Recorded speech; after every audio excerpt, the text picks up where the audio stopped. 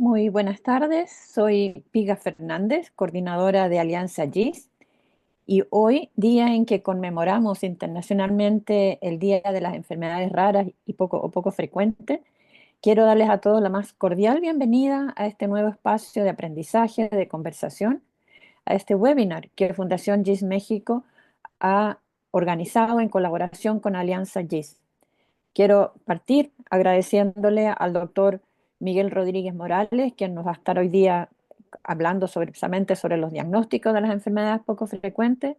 Agradecer a Bere, que todos la conocemos mucho, y a todo el equipo de Fundación GIS México por todo el trabajo que hay detrás de esta iniciativa. Y también agradecerles a todos ustedes por acompañarnos hoy día aquí. Esperamos que sea una instancia en que todos aprendamos mucho y sobre todo que nos sirva para entender un poco más las enfermedades raras y todo lo complejo que es su diagnóstico. Así es que no quiero quitarles más tiempo, quiero introducir a Bere, nuestra querida Bere, que nos va a hablar un poquito más en profundidad sobre las enfermedades raras. Hola Bere, ¿qué tal? Buenas tardes.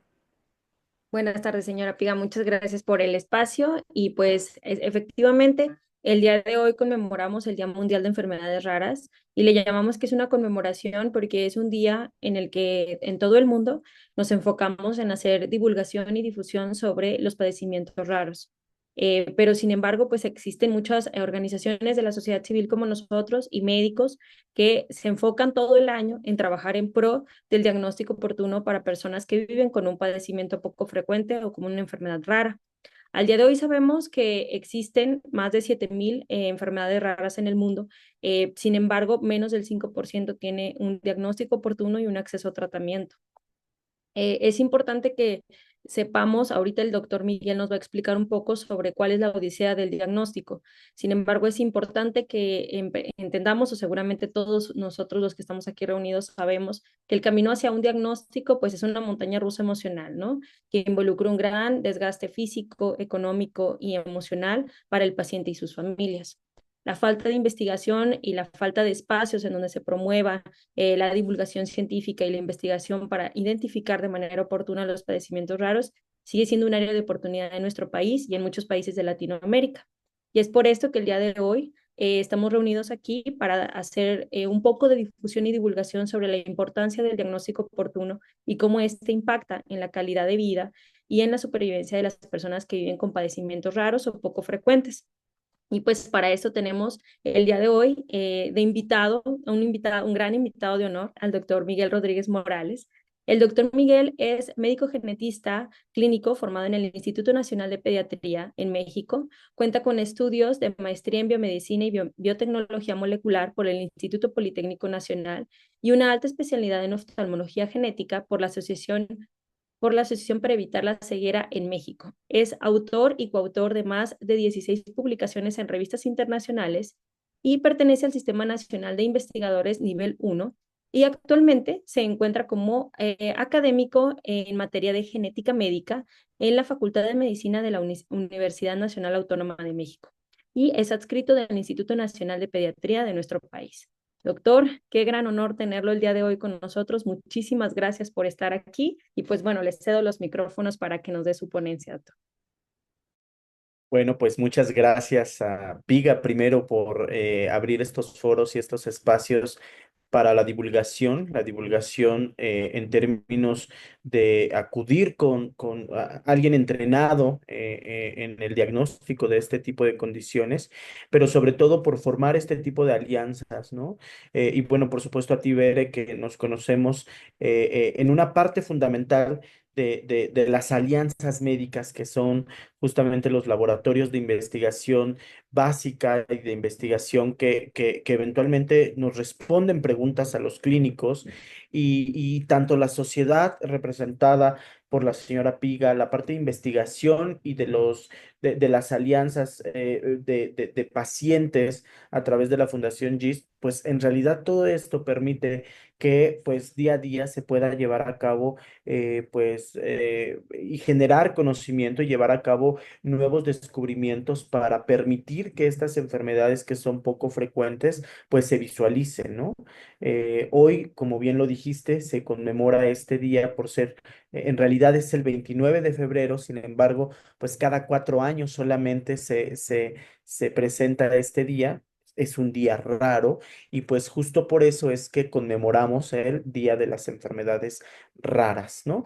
En inglés es muy común el término de rare disease y no genera una connotación pues peyorativa ni diferente. Sin embargo, en español quizá el término raro puede generar un poco de malestar en algunas personas y por eso pues tendemos a utilizar algunos sinónimos como enfermedades poco frecuentes o enfermedades de baja prevalencia, que son sinónimos de estas enfermedades raras y pues sí, son de baja presentación, ¿no?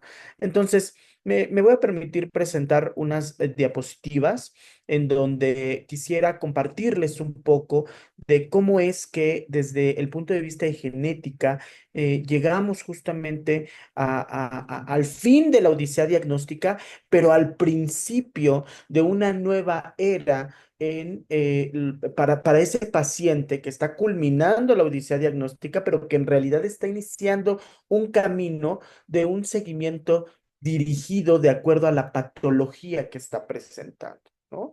Porque es muy fácil decir que el genetista pues finalmente termina esta odisea.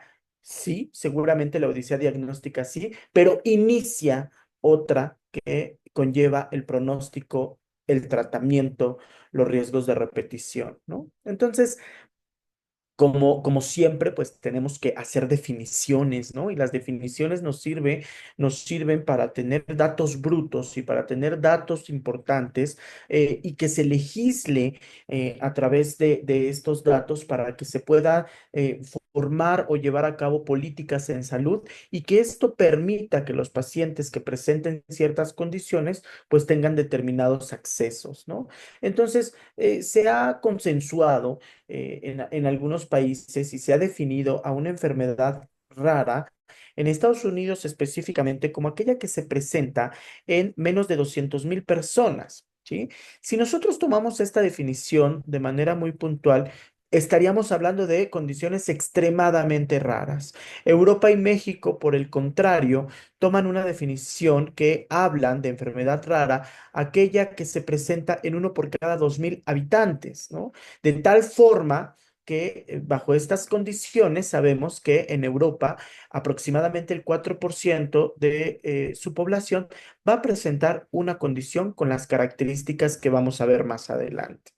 México no es la excepción, tiene su propia definición, aquella condición que afecta a 5 por cada 10,000 habitantes, de tal forma que el 6% de su población va a presentar una enfermedad rara o una enfermedad de baja frecuencia, ¿no? Abajo puse el número de habitantes que había en cada una de estas condiciones y los porcentajes que no fluctúan tanto, ¿no?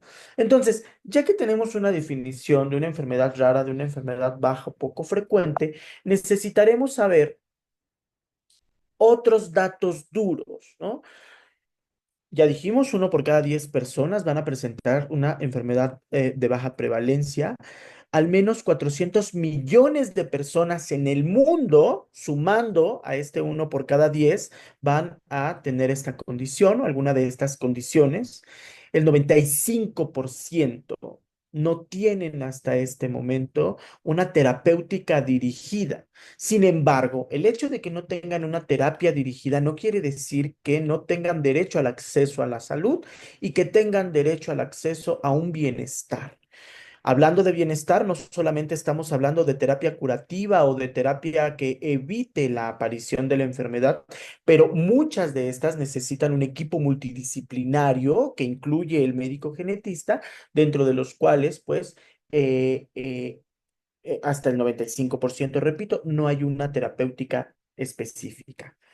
Una de cada dos enfermedades raras no va a presentar un soporte a través de una fundación o de una investigación. No todos tienen atrás a la fundación GIST, ¿no? O a otras federaciones que suman los esfuerzos de los pacientes. Ahorita vamos a hablar a qué se refiere este de que 8 de cada 10 condiciones son de origen genético. El hecho de hablar de enfermedad rara no es sinónimo de enfermedad de origen genética. Vamos a ver sus excepciones. Existen alrededor de 10.000 condiciones. Hay una definición más puntual, 7.000, como ya lo decías, Veré, hace rato, y uno de cada dos pacientes se va a diagnosticar en la etapa pediátrica, ¿no? Otro dato duro muy importante es que genera un gasto, es definido como un gasto catastrófico cuando rebasa cierto porcentaje de los ingresos y pues como lo vemos aquí, que $517,000 al año. Y esto hablando en términos de los tratamientos de soporte. Vamos a ver más adelante que dentro de las nuevas terapias, las terapias génicas, pues este techo se rebasa, ¿no?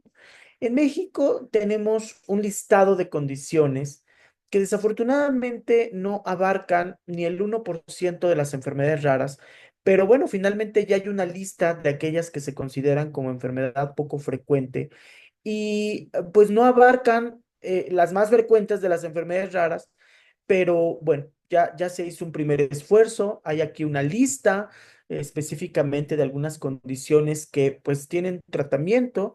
Sin embargo, pues es muy pequeña esta lista en representación a el número total de enfermedades raras que hoy conocemos. Para dar un término, un número exacto, 7.601 condiciones en una base de datos que nosotros conocemos como OMIM, que es el catálogo de enfermedades mendelianas, ¿no? Y ahorita vamos a platicar qué es una enfermedad mendeliana. Pero bueno, finalmente llegamos a esta diapositiva donde vemos que una enfermedad rara o poco frecuente, que ya la definimos, va a tener hasta en el 80% de los casos una causa genética, pero tenemos un 20% que no son de origen genético y que pueden incluir a las infecciones por microorganismos poco prevalentes en el ambiente, a enfermedades autoinmunes, a ciertos grupos de enfermedades oncológicas que se presentan de manera poco frecuente y que no son de origen genético. Entonces tenemos una primera división, aquellas que son de origen genético, aquellas que no son de origen genético y que se presentan por alguna otra circunstancia. Nosotros hacemos énfasis en las de origen genético, en donde existe un error en la información que formó al individuo y que esto condicionó una enfermedad. De las enfermedades genéticas, las podemos dividir en tres grandes rubros: aquellas que son letales, que se presentan al momento del nacimiento, que deterioran al recién nacido y que eventualmente fallece. Estas enfermedades son por las que estamos tratando de luchar para que los tamices, tanto los básicos como los ampliados, puedan identificar los problemas al nacimiento y se les pueda otorgar en la medida de lo posible un tratamiento, aunque no siempre son tratamientos efectivos. Pero entonces ya tenemos un grupo importante, las letales, que necesitamos identificar de manera inmediata para poder efectuar una intervención rápida. Después vienen las graves pero no letales, que generan una morbimortalidad alta, y tenemos un grupo de las no graves. Esto quiere decir si hay una condición, si hay una enfermedad, sin embargo, la calidad o la esperanza de vida no se ve tan deteriorada, ¿ok? Y digo tan y hago esta connotación porque es muy importante que sepamos que sí pueden generar morbilidad, es decir, molestias en los pacientes, ¿no? Para todo esto se requiere una valoración. Una valoración en México tenemos distintos niveles de atención. En algunos otros países quizá los modelos sean un poco diferentes, pero siempre va a haber un médico de primer contacto. Este médico de primer contacto, cuando la condición es en la infancia, seguramente son los pediatras, y reconocerán ciertas características que más adelante veremos punto por punto cuáles son las características que me harán pensar en una condición de origen genético. Y entonces esta primer valoración va a requerir de subsecuentes valoraciones para que lleguemos a este diagnóstico definitivo.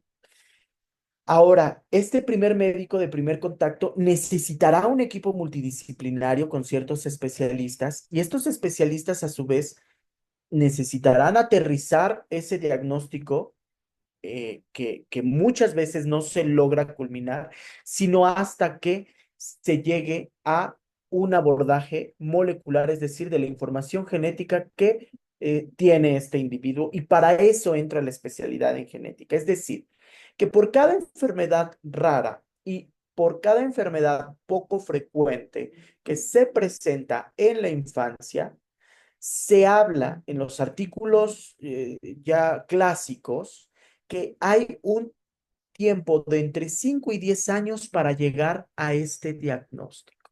¿Ok? Afortunadamente hoy vivimos una era muy molecular en donde estos tiempos se pueden acortar, pero todo depende del factor económico, ¿no? Desafortunadamente dependemos de una situación económica.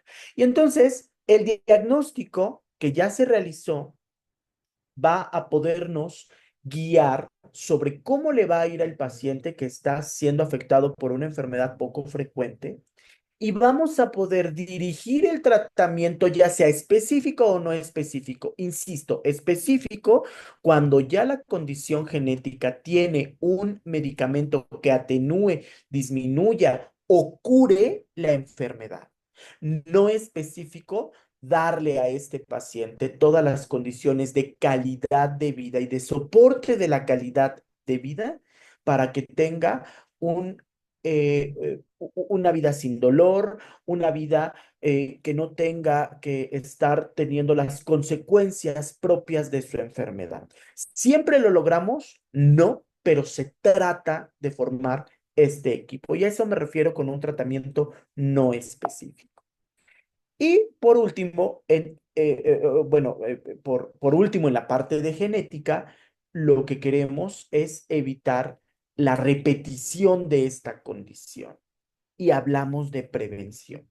¿Se puede prevenir en genética? ¿O qué más podemos prevenir en genética? Pero lo vamos a ir discutiendo poco a poco, ¿no? Y pongo esta diapositiva en donde quiero que hagamos énfasis en que todos los órganos, o si lo vemos desde otro punto de vista, todas las especialidades médicas van a tener un grupo de condiciones poco frecuentes o enfermedades raras de causa genética que van a requerir en algún momento un abordaje molecular. Endocrinología, neurología, oncología, ¿no? Y que existen ciertos criterios que deben de hacer pensar al médico, específicamente al especialista, de que estamos ante una enfermedad poco frecuente o una enfermedad rara, ¿no? Y aquí vemos, específicamente en GIST, la oncogénesis, es decir, aquellos síndromes de predisposición a el desarrollo de cáncer. ¿Debido a qué? A un error genético que va a permitir que esto suceda, ¿ok? Entonces, para ser muy puntuales, en genética nos basamos en un diagnóstico genético a través del análisis de la información que nos va a formar, que se llama nuestro genoma. Y el genoma son todas las instrucciones que nos forman y que nos heredó a su vez nuestra madre y nuestro padre. A través de estas dos células, el espermatozoide y el óvulo, que en la parte interna llevan las instrucciones genéticas, se juntan y van a formar un nuevo individuo, ¿no? Entonces, ¿cómo voy a pensar yo médico, yo paciente, yo persona, que estoy ante un paciente, un familiar, un tío, un primo con una enfermedad poco frecuente, pues existen ciertos criterios y ciertas características. Al nacimiento, cuando existe al menos una malformación, labio paladar hendido, defecto del tubo neural, cardiopatía congénita, cuando está presente esta condición, de inmediato deberemos hacer una intervención por parte de genética para determinar la causa de esa malformación. Cuando vemos que ese recién nacido tuvo pobre crecimiento o no está creciendo o le falta o le falla para ganar peso y talla, deberemos de pensar en que hay algo genético. Cuando ese niño no va ganando las habilidades del desarrollo que debe de ganar, cuando va al contrario perdiendo habilidades que ya ganó o bien cuando hay déficit intelectual, deberemos de prender el foco en amarillo y decir, esto puede ser de origen genético. Hay una condición también muy particular en los recién nacidos, cuando hay ambigüedad de genitales, deberemos de inmediato hacer un abordaje por parte del genetista y la ambigüedad de genitales es no reconocer de manera visual si pertenece a un aparato genital masculino o un aparato genital femenino. Todo esto lo aborda genética desde un inicio, ¿no? Cuando no hay menstruación, a pesar de que ya estemos en edad de que una mujer inicie la menstruación, cuando hay infertilidad, cuando hay pérdida gestacional en más de dos o más ocasiones y llegamos a un punto medular que Gist me va a entender muy bien y es la presencia de ciertos tipos de cáncer. Específicamente para médicos generales y para población general decimos 5, pero en realidad tenemos un grupo mucho más grande como el tumor del estroma gástrico. Sin embargo, dentro de los más frecuentes de los cáncer, hablemos de que deberán de ser abordados por un genetista, el cáncer de próstata metastásico, el de páncreas, mama, el de epitelial de ovario y el retinoblastoma. ¿Ok? Entonces, todas estas condiciones que yo como familiar, como médico de primer contacto, identifico, pues necesito preguntarme, ¿qué pasó? ¿Qué va a pasar? ¿Y cómo se va a repetir? Entonces, todas estas son las indicaciones por las cuales se deberá de pensar que hay una enfermedad rara o de poca presentación o de baja frecuencia, ¿sí? Traté de hacer un ejercicio de cada una de las especialidades, no vamos a ahondar. Sin embargo, en endocrinología tiene sus propios criterios específicos para enviar con el genetista y concluir esta odisea diagnóstica. Neurología, por supuesto, quienes no conocemos un paciente con epilepsia que tenía fiebre y empezó a tener crisis epiléptica, que tiene déficit intelectual, que tiene dificultad para aprender nuevas o adquisición de nuevo conocimiento. Todo esto deberemos siempre de preguntarnos por qué, cuál es la causa. Y por supuesto, pues ginecología no es la excepción. ¿Ok? Entonces, ya que llegamos a este abordaje, ya que sabemos y sospechamos que hay una enfermedad o una probable enfermedad poco frecuente, deberemos de pasar al diagnóstico. ¿Cómo les explico yo a los pacientes que llegamos al diagnóstico? Ya dije, todos nosotros nos formamos como si fuéramos una gran receta de cocina y esta receta de cocina está formada por letras, por instrucciones o por instructivos. Todas las instrucciones y todos los instructivos están escritos con letras. ¿Qué pasará si en esta instrucción existe un error ortográfico? Pues por supuesto que el resultado será diferente, ¿no? En este caso, que queremos nosotros escribir rojo en inglés, cuando yo cambio una letra por otra, pues el significado es completamente distinto. Y eso ocurre en las enfermedades genéticas. Las instrucciones o los genes, que es un sinónimo que nos forma, tienen un error y por lo tanto van a condicionar una patología. ¿Ok? Y vamos a ser un poco más puntuales. Esto es una célula. Adentro de la célula, todas las células, la gran mayoría, porque hay unas que no tienen núcleo, pero la gran mayoría, las células que tienen núcleo, adentro tienen la información genética. Y a esto le llamamos DNA. Si yo desenrollo ese DNA, voy a ver una larga tira de una estructura que va a tener en su parte interna letras, ¿ok? Y ya dijimos, si cambiamos una letra por otra, pues entonces podrá condicionar enfermedad. Y a estas instrucciones les denomino genes, y si existe un error genético en un gen, pues podrá condicionar tumor gástrico del estroma, por ejemplo, síndrome de mama ovario, hemofilia, enfermedad poliquística renal, es decir, dependiendo del gen donde ocurra el error, las manifestaciones serán diferentes. Dijimos que existen 7.601 condiciones asociadas a errores en genes. Por lo tanto, tendremos que este es el número que hasta ahora conocemos que se llaman o forman parte de este espectro de enfermedades raras. Hoy por hoy tenemos una gran diversidad de herramientas que nos van a permitir conocer estos errores. Estas herramientas inicialmente eran herramientas que solamente analizaban los libros. Como en esta diapositiva vemos un libro y luego vemos adentro del libro las instrucciones. Las herramientas que analizan los libros serán principalmente estas, las que están en el lado izquierdo de la diapositiva, que nos permiten conocer errores en la información genética grandes. ¿Ok? Y aquí vemos los años de aparición en los 50, podíamos hacer un cromosoma, y después en los 70 se empezó a utilizar otro tipo de tecnología, de tal forma que para llegar hasta el año 2025 tenemos una gran suma de herramientas que nos permiten conocer de manera muy puntual los errores que puedan ocurrir en estas instrucciones. ¿Ok? ¿Qué pasa con los estudios genéticos? Los estudios genéticos deberán siempre acompañarse de un médico genetista que indique el estudio adecuado, pero que además le comunique y le transmita al paciente cuál es el objetivo de hacer un estudio genético. ¿Para qué quiero saber cuál es el error genético? Ya dijimos, para un pronóstico, para un tratamiento, para un riesgo de repetición, pero eso le debe de quedar claro al paciente.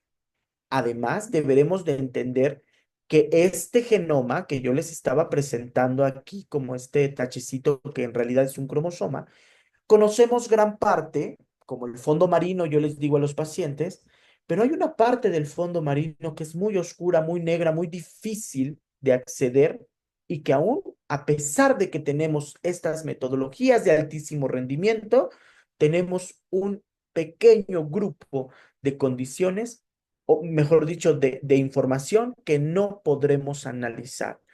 ¿Y qué tal que más adelante ahí estén también involucrados otro tipo de enfermedades raras, ¿no? Entonces, para este momento tenemos metodologías de alto rendimiento, sin embargo, no podemos conocer el 100% de los errores genéticos. Entonces, ¿hasta cuánto podemos conocer? Se dice que podemos tener con precisión el diagnóstico del grupo de enfermedades raras con las tecnologías más importantes de hasta un 30-50% de diagnóstico definitivo. Entonces, a pesar de que estamos evolucionando, aún estamos limitados. ¿Ok? Bueno, y fíjense que para hacer esto un poco más interesante, una vez que viene el resultado genético, yo tengo que clasificarlo en tres grandes grupos. Aquellas instrucciones que tengan algún error, pero que no tengan ninguna repercusión franca, y entonces estos errores yo no los definiré como errores causales de la enfermedad. Por otro lado, errores que sea evidente que van a causar una enfermedad, rara o poco frecuente, y a esto lo conoceré como antiguamente se le llamaba mutación, ahora variante patogénica o probablemente patogénica, y hay un grupo de condiciones que se llaman variantes de significado incierto, que cambian el material genético, pero que como tal no podré saber si son la causa de la enfermedad rara o no, porque todavía no se ha descubierto su verdadero efecto. Entonces, yo sospecho de una enfermedad rara. Yo, genetista, defino qué estudio molecular será el que se debe de solicitar y tendré tres posibles resultados. Un resultado donde no encuentre el error, un resultado donde encuentre un error, pero todavía no sé qué efecto vaya a tener, y un resultado que es el que más nos gusta para las enfermedades raras, que es un resultado positivo, es decir, encontré el error genético y podré responderme mis preguntas de qué pasó, qué va a pasar, cómo se va a repetir. ¿Ok? Entonces es complicado un estudio genético. Y me gustaría hacer énfasis en que al analizar toda la información genética, existen hallazgos que yo no quería encontrar, pero que encontré. ¿Qué hago con esos hallazgos? Existen unas guías, las guías americanas, que nos dicen de estos 81 hallazgos de cosas que tú no te querías encontrar, pero que encontraste, que se asocian con predisposición a cáncer, a enfermedades neurológicas o enfermedades cardíacas, deberás de preguntarle al paciente si quiere además saberlo, ¿ok? Es decir, hallazgos secundarios. Entonces, se vuelve cada vez más complejo el análisis de la información genética, de tal forma que incluso los pacientes pueden llegar 2, 3 o 4 veces a su médico genetista hasta que lleguemos a esta conclusión. Ya tenemos un diagnóstico, ya tenemos el error genético. ¿Por qué? Porque ya lo sospecharon, ya lo abordamos, ya llegamos al diagnóstico y ahora ¿qué? ¿Hasta ahí me quedo? Pues existen ciertas metodologías, ciertas intervenciones que nos van a permitir evitar la ocurrencia o la nueva ocurrencia o la recurrencia, mejor dicho, la repetición en la familia. ¿Cómo es esto? Existen procedimientos una vez que la mujer está embarazada, antes de determinadas semanas, y esto depende mucho de la legislación local, para saber si este nuevo bebé está afectado con esa misma condición rara, poco frecuente o poco prevalente. Existen además otras técnicas que incluso desde el laboratorio, a través de una fertilización in vitro, yo puedo fecundar y tener diversos crecimientos de diferentes embriones y hacer el estudio genético en estos embriones, y aquellos que no presenten la enfermedad, pues los implantaré. Diagnóstico preimplantación es diferente al anterior del diagnóstico prenatal. Son dos situaciones que yo puedo manejar en términos de prevención. Y por último, de tratamiento dirigido, quiero que vean, esta es una página que nos gusta mucho a los médicos y a los investigadores, en donde podemos ver cómo ha ido creciendo el conocimiento hasta 2025 de algo que se llama terapia génica. La terapia génica es el utilizar diversas metodologías de laboratorio que nos permiten no manipular el material genético de manera tan franca en este momento. Sí existe esa metodología, pero mejor dicho, cuando hay un error genético, sustituirlo por esta instrucción que yo en mi laboratorio la hice de manera correcta y que la voy a insertar en el paciente. Y a esto le puedo denominar terapia de reemplazo génico, ¿no? O terapia de suplementación con genes, en donde yo diseño un carrito específico, y este carrito en realidad será un virus que lleva la secuencia sana al interior del cuerpo del paciente con enfermedad rara y reemplaza la instrucción que tenía deficiente. ¿Esto es una realidad? Sí. ¿Es una realidad en México? Sí. ¿Es una realidad tal como quisiéramos en términos de volumen? No. ¿Ok? Tenemos un medicamento que es para un tipo de ceguera que se ha ocupado en un paciente aquí en México. Tenemos terapia para hemofilia A, hemofilia B. Tenemos terapia génica para un puñado de patologías que ya está autorizada y que en realidad se basa en el reemplazo o en la suplementación de genes. Existen otro tipo de terapias que se basan en la edición génica, que hoy también ya es una realidad. Sin embargo, hablar en términos de costos de estas tecnologías, pues realmente rebasa pues nuestra capacidad incluso de entendimiento, puesto que son millones y millones de pesos o de dólares, ¿no? Para poder acceder a este tipo de intervenciones. Entonces, de lo que hemos hablado un poco en este seminario es de ¿cómo sospechar en una enfermedad poco frecuente o rara? Ya vimos algunas características. ¿Quién las debe de sospechar? El personal de salud.